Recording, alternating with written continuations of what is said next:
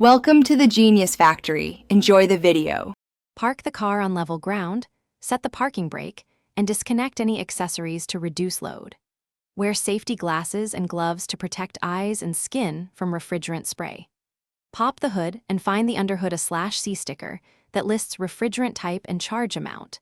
The 2006 Ford Taurus normally uses R134A, but always confirm the exact ounces listed on your label before adding refrigerant. Never mix refrigerant types or exceed the vehicle's specified capacity. Start the engine and set the climate control to maximum a/C, highest fan speed, and recirculate mode so system pressure stabilizes.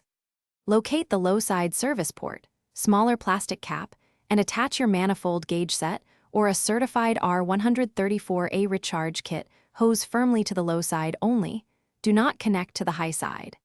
Add refrigerant in short bursts, no more than 10 to 15 seconds at a time. Then pause to allow readings to stabilize.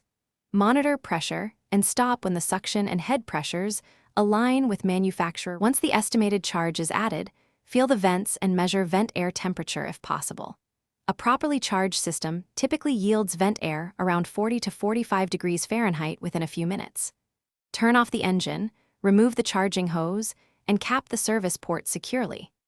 Inspect all fittings and hoses for signs of oil or bubbles with soapy water, or use an electronic leak detector to confirm no leaks. Record the ounces added and pressure readings, and dispose of empty R134A cans according to local regulations.